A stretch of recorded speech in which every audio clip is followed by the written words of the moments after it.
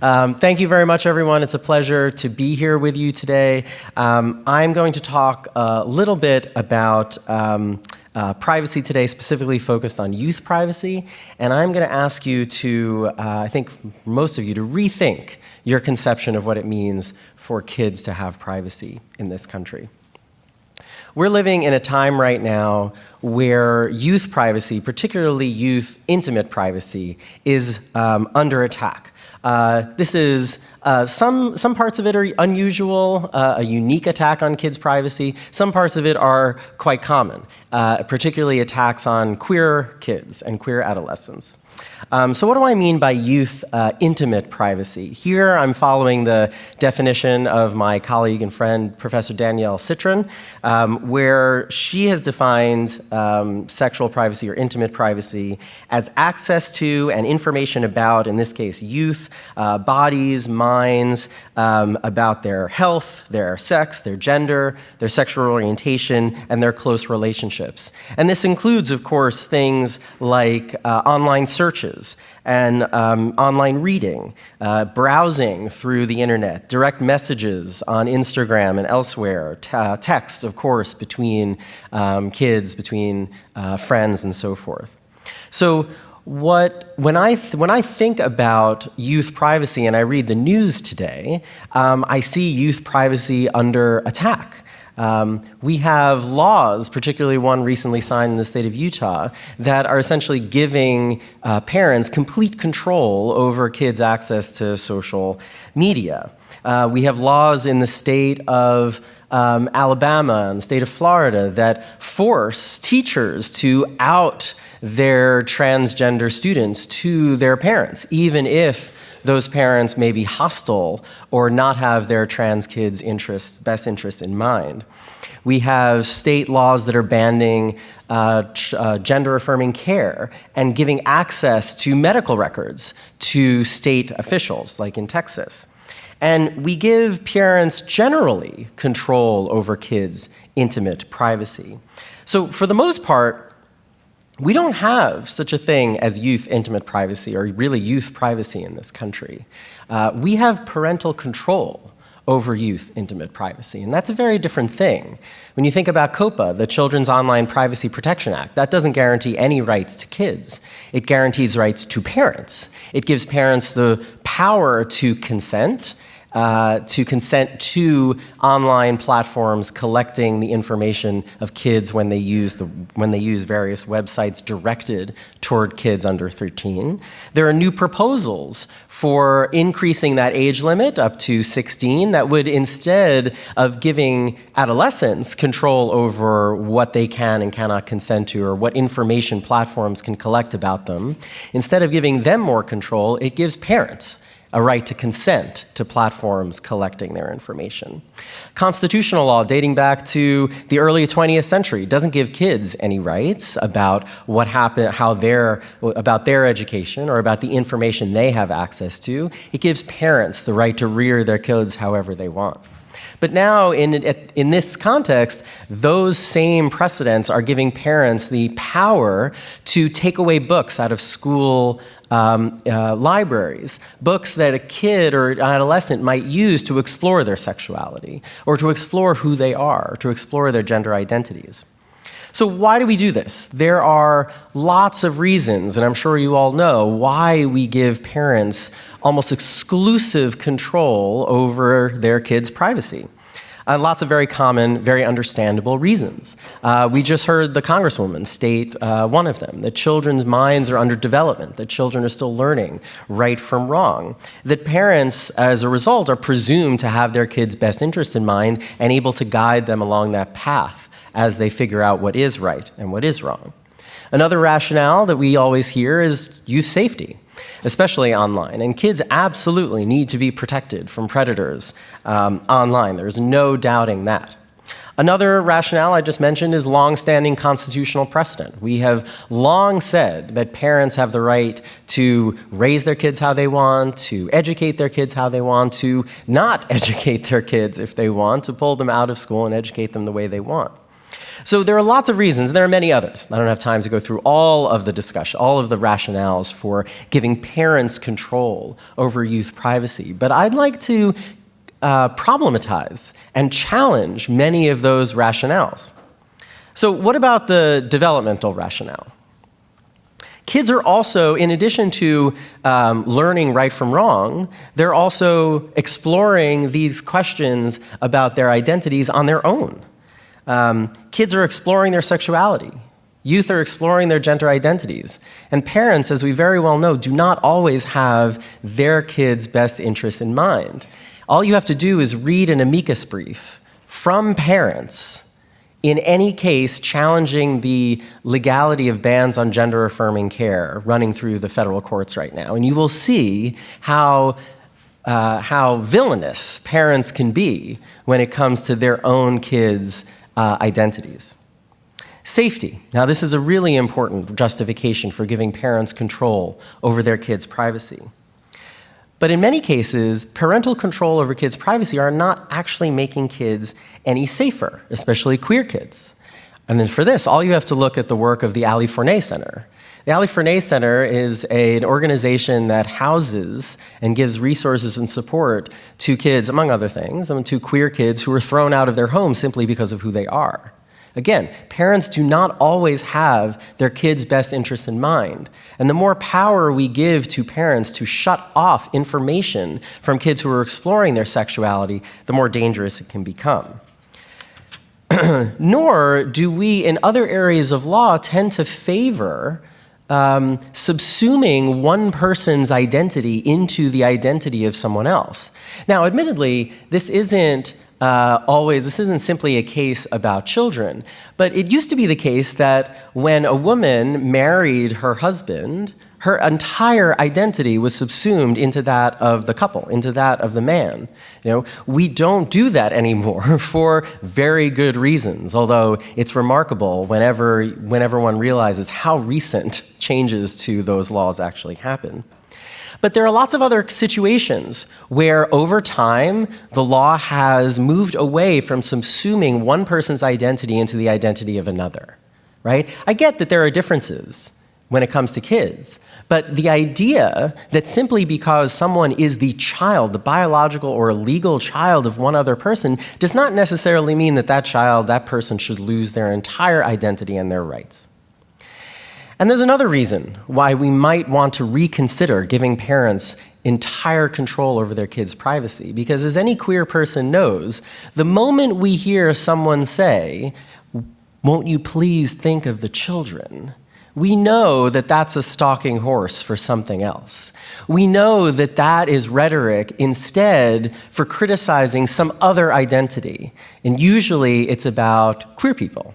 Usually it's about gay people or trans people, about how we are dangerous, how we are diseased, or in today's parlance, how we're grooming kids for some nefarious purpose. Right? Won't someone please think of the children is not some phrase that the Simpsons writers just gave to Ned Flanders' former wife, right? This is a phrase that is used over and over again by activists and politicians.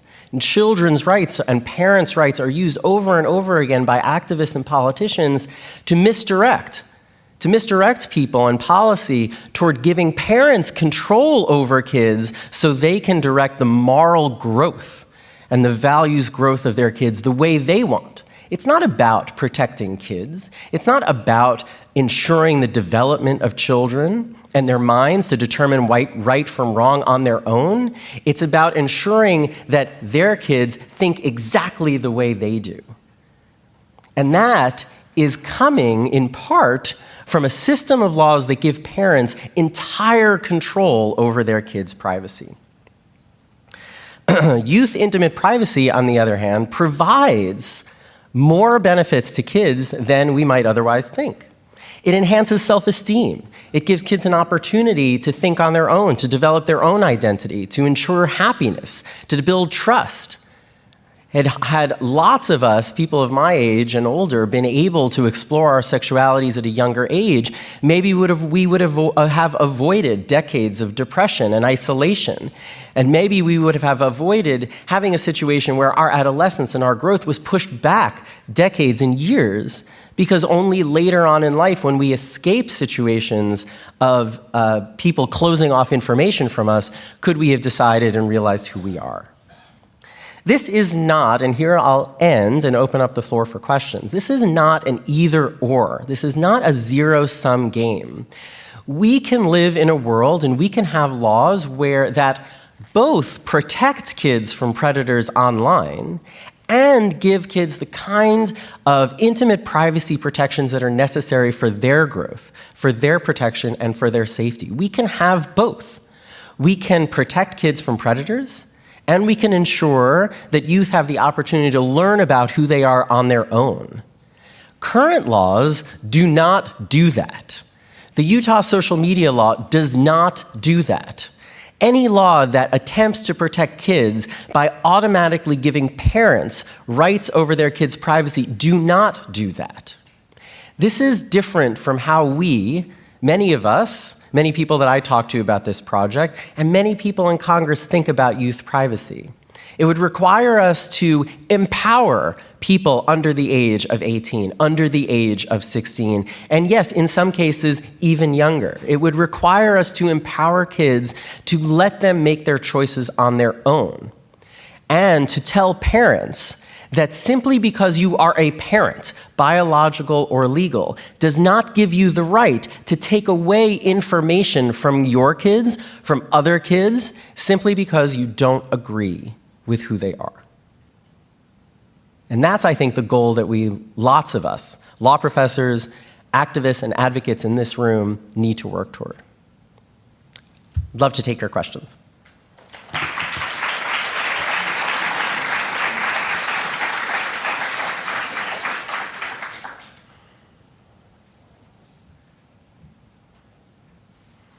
I believe there's a microphone around here. You can always go to the side, or maybe there's an Oprah person who can come around with a microphone. Or you can project. Please use the microphone so everyone can hear. Yeah, It's right here. It doesn't look like it comes off. Oh, thank you. There's the Oprah mic. Okay. So my question is just based on you having a legal background. I've been going through a lot of the bills, and so many of them are worded so vaguely that it's a little bit hard to tell what they're about and like what they're exactly getting at, which is probably purposeful. But I'm wondering, in your opinion, do you think there are some, like the Utah one, where there are parts of it, like the age verification and stuff, where it's like, okay, this seems reasonable, and then it gets more extreme, and then you find out they want to have parent access to all of their stuff, and it's like, okay, hard stop. Do you feel that there are some that seem kind of tamer on the surface, but are vaguely written so that they will possibly be passed and then later set precedent for more of those bills that are more controlling and do put the privacy in the parents' hands? Yeah, I think that's absolutely right. I think there are lots of examples like that. So about a year ago, Florida has a supermajority in its legislature and a particular culture warrior governor that wrote, passed, and signed a bill that many people call the Don't Say Gay bill. Right? And that was marketed to us and marketed through press releases to media as only referring to very young kids in early grades. But as you describe it, it was vaguely written. It included a specific limit for X, Y, and Z grades, but then it has a comma and it says, or any other age inappropriate stage, right? Which every one of us said, that could be. I mean, as long as if it's Ron DeSantis saying what is age appropriate and what isn't, that could be up through college. I mean, he even took over a university in Florida. These are adults, right? These are kids who are over the age of 18, and they are taking away all reference to sexual orientation in the curriculum in a university, right? So, and not only do you have this law, but that they said, well, it's only going to be for young kids, and then lo and behold, about 8 months later, you have sexual orientation being taken out of health textbooks for 8th, 9th, 10th, 11th graders. So these laws can be and are all written vaguely, so they can be implemented in a way that doesn't have to be defended in the court of public opinion, and that's the whole purpose, right? So this isn't something that just tends to happen and it's an accident. They're written this way for that goal. Because otherwise, I think even reasonable conservatives would say that we shouldn't be keeping information away from college kids, right? Should I be pointing? Okay. Yes. Or whoever gets the microphone first. Hi, Ari. That was brilliant. I'm buying your book. Very empowering, especially for those of us who conduct research with queer youth as well. I do have a question.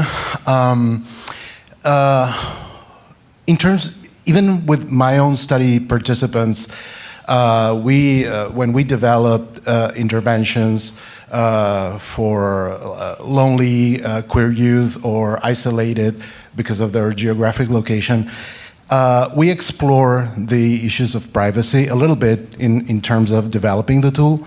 And we found, and for other studies that I'm doing too, we found that teens, go back and forth a lot with what they're willing to give up in terms of privacy, both with social media companies and their caregivers, parents or other caregiver types. I'm interested in hearing your thoughts about, or even your insights from your own research. How do we balance that in terms of creating these conditions for queer teens or all teens to gain more rights to their privacy, at the same time that we work through these back and forth when sometimes they do want a lot more monitoring and other times they do want a lot more freedom in terms of their privacy. Yeah, I think that shows, and I appreciate this research, I think that shows that what we need to do is trust kids more, right?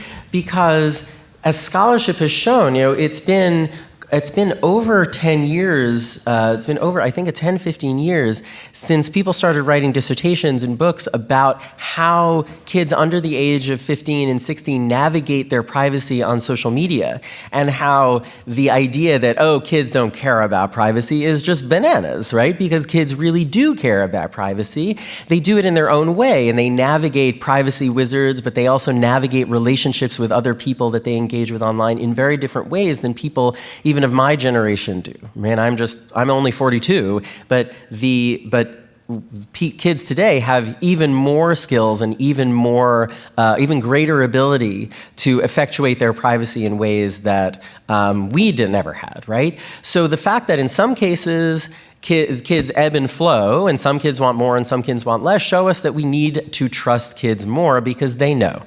They know better than we do. They know better than some Congress people. They know better than their parents. And what we are seeing since that research started to be published is that you can navigate a situation, you can explain to kids a situation, and they can be trusted within constraints. They can be trusted to navigate their privacy, but that doesn't mean we can't do things like ensure certain privacy defaults, right? Law can be used to force technology companies to default to certain privacy protections such that kids can change them rather than simply relying on parents, right? I have no problem with laws like that constrain a corporation's ability to extract data and money from children simply because it's difficult for an adolescent and an adult to overcome cognitive biases and inertia to change your privacy preferences, right? So why not use the same type of privacy defaults that we might use for adults and apply them to kids as well? And then trust kids a little more to be able to navigate their own preferences. Yes? Hi, thank you very much for with what you're saying. I think that if you talk to parents of like Molly Russell or other kids who have mental health issues, parents of kids who are oversharing, who have various issues on social media where they are leading secret lives. I want to understand what you think about that situation. Can you clarify what kids leading secret lives? I'm sorry, Kids leading secret lives on social media. Yeah, I don't expect that everyone in this room agrees with me. I, in fact, would hope for pushback, and I want to simply encourage you to challenge preconceived notions of what we all think privacy is, right? So I don't expect everyone would agree. That would be incredibly boring. But as I said, these are not all or nothing equations. Just because we absolutely do need to protect children from predators online, doesn't mean that we can't also trust them to navigate their privacy. If children are living, to use your words, are living secret lives online, are engaging in conversations with people when we don't think are safe, there are absolutely spaces for us to find this balance. And there are ways for us to do this through law, through technology, and through social norms, right? Not everything has to be. I'm a law professor, but I'm not a hammer that sees everything as a nail. Law is not only the answer here, but what I do know is that it's not the right answer to protect, that it's not a right answer to say that the only way to protect kids from predators online is to give parents control, right? So that said, there are lots of parents who do have their their kids' best interests in mind, and we want to enhance their ability to use social media to create community, to find resources, to find research, and to find support that they and their kids need. And in fact, that does not contradict the simple idea that we should have a thing called youth privacy in this country that isn't simply giving parents control. So what that means is ensure that there is a standard for what constitutes best interest, just like we have in family law. Ensure that there is a standard or an ability for children and people who are advocating on behalf of children to challenge a parent's unilateral control over what their kids can see and learn about either online or in school.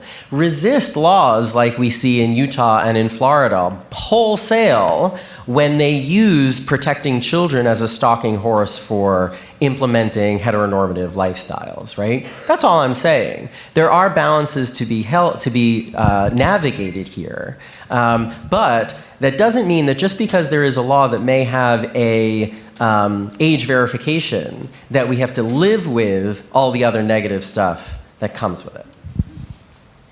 Yes?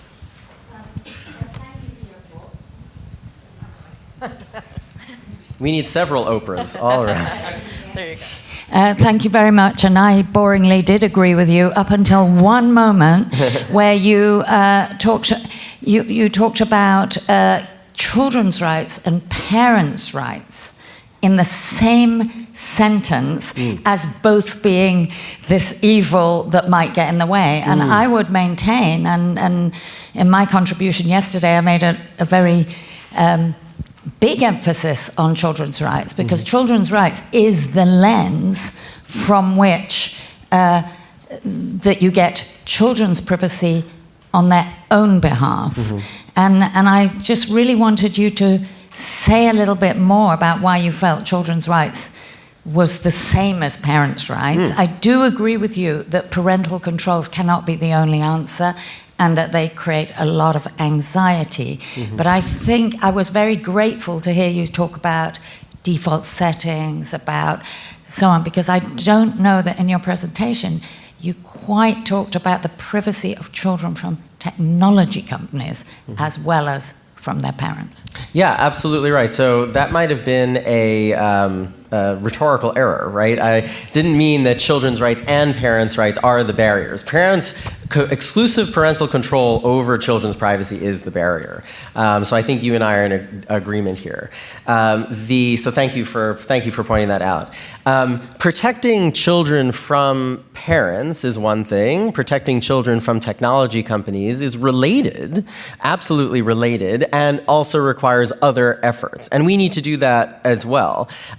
The one effort that I think we can move away from is simply giving control over the parents, right? So what are some other options? And I said we can use law, we can use technology, we can use social norms. So in terms of technology, we have changing defaults. Other technologies we can ensure that there are limits on who can participate in certain social engagement, social environments, and there's no problem with that. There is simply no, and a lot of that suggestion I would apply to adult social engagements as well, right? There's no reason why an social environment online that is for or directed to or includes people under a certain age has to be open to whomever is out there, right? There are other tools besides age verification or use of credit cards that we have that we never used to have. This conversation in many ways among Congress is so 90s. Fashion in the 90s is coming back, but law in the 90s doesn't have to come back, right? Because all they think we have are age verifications or typing in a credit card or having a parent over your shoulder. We have artificial intelligence tools. We have machine learning. We have not something that I'm normally an advocate for, but we have technological tools that companies need to be forced to use for good. Right? They're now using it to extract more data from us and to engage us in predatory behaviors, but they also provide opportunities. Law has to be leveraged to force companies to do this, because right now one of the suggestions that some advocates suggest is a step forward in protecting youth privacy is that a company that builds a technology either geared toward or includes adolescents would have to complete a privacy impact assessment geared toward its effect on privacy, not just generally, but also focused on youth and also discussing safety. But as I talk about in my book that happens to be on sale outside, these impact assessments sound really great, but in real life, they're reduced to just checkboxes, right? You just have a chart. And I've literally seen them. I spent years inside technology companies looking at how companies do privacy law. They literally have a chart on someone's desk and it says, did you do X, yes or no? And that turns out to be what the impact assessment is. So instead, what we need more forceful and more robust, relearning how we used to do regulation in this country and bring that to bear on technology companies in a way that laws like Section 230 of the Communications Decency Act hasn't really allowed us to engage in. So there are lots of other ways, and I encourage people, we can still talk about this, but we can't talk about this more because our time is up. There is so much more to talk about here, and I hope that I have challenged at least some notion of what we think about privacy when it comes to kids, and please don't hesitate to reach out, send me an email, and please continue this discussion. Thank you so much for the opportunity to speak with you today.